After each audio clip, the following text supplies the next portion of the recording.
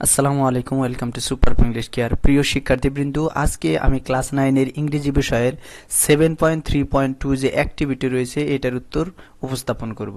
অ্যাক্টিভিটির যে ইনস্ট্রাকশন দেওয়া রয়েছে কি, now read the following extracts of the historic 7th March speech and identify the language features that Bangabandhu use to inspire people.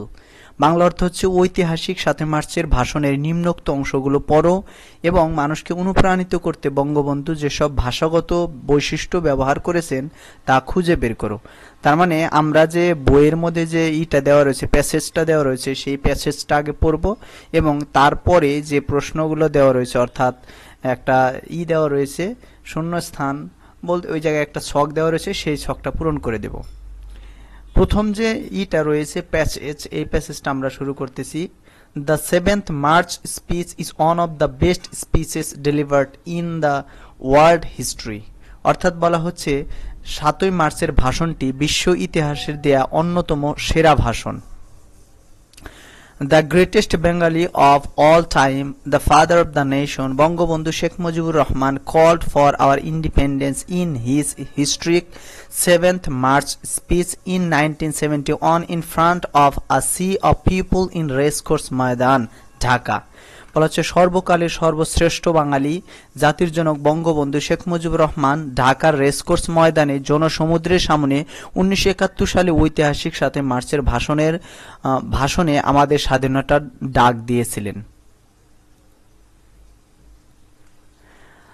The speech is considered the world's most inspirational speech by which he inspired the Bengali nation to join the greatest liberation war and snatch victory from the oppressor.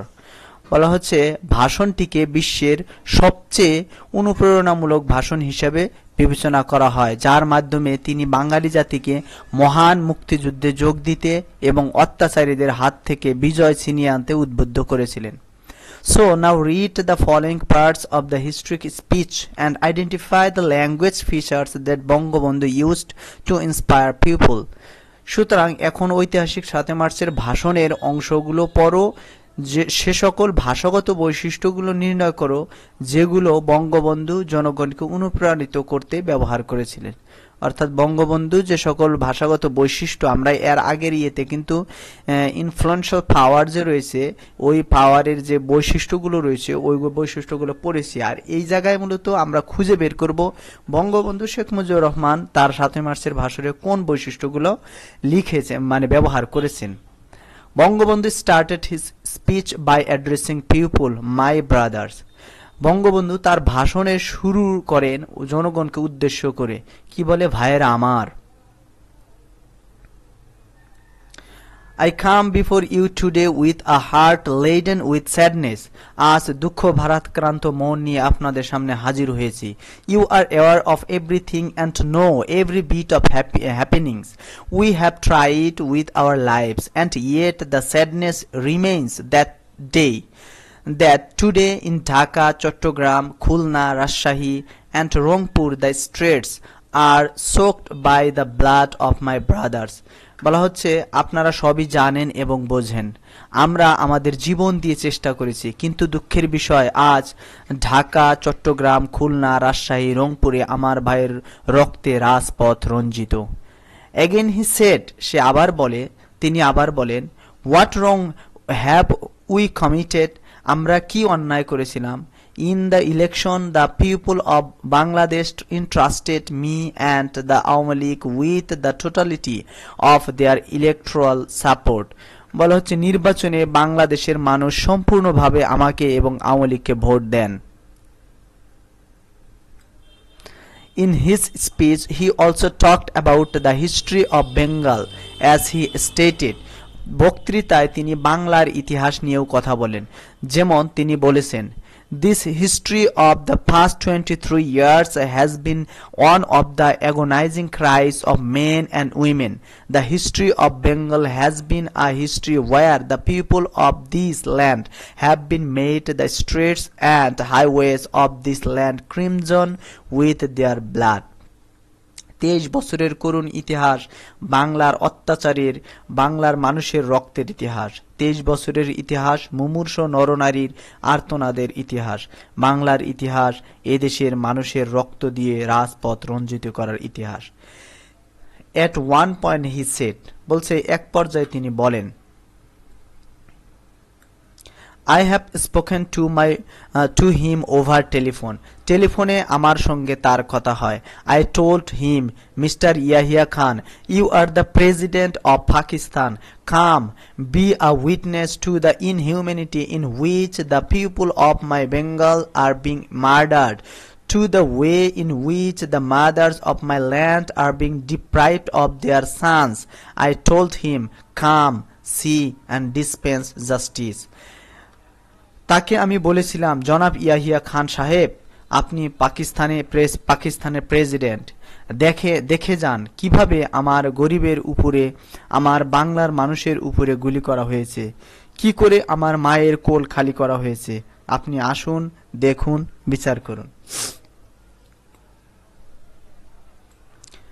এরপরে we can also get his strong assertion when he pronounced, আমরা তার জোরালো বক্তব্যও পাই যখন তিনি উচ্চারণ করেছিলেন, I said on the 10th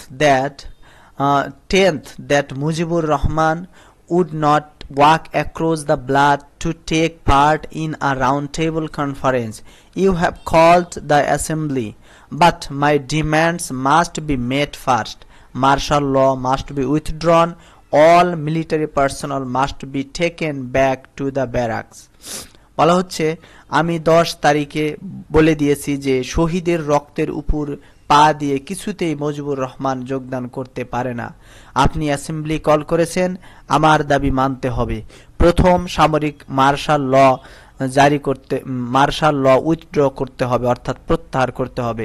সমস্ত সামরিক বাহিনীর লোকদের ব্যারাকে ফেরত নিতে হবে। He concluded his speech by saying, তিনি তার বক্তব্য শেষ করেন এটা বলে, কি বলে? Be prepared with whatever you remember, whatever you have. বলছে তোমাদের যা কিছু আছে তাই নিয়ে প্রস্তুত থাকো। Remember, having mastered the lesson of sacrifice, we shall give more blood. The struggle this time is the struggle for independence. জয় বাংলা। বলা হচ্ছে, মনে রাখবা, রক্ত যখন দিয়েছি রক্ত আরো দেব, এদেশের মানুষকে মুক্ত করে ছাড়বো ইনশাআল্লাহ। এবারের সংগ্রাম আমাদের মুক্তির সংগ্রাম, এবারের সংগ্রাম স্বাধীনতার সংগ্রাম। জয় বাংলা। এখন এইটা হচ্ছে তার স্পিচ। এখন আমরা খুঁজে বের করেছি যে কোনগুলো দেওয়া রয়েছে। এই জায়গায় দেওয়া রয়েছে, you can record your responses in the following grid, one is done for you.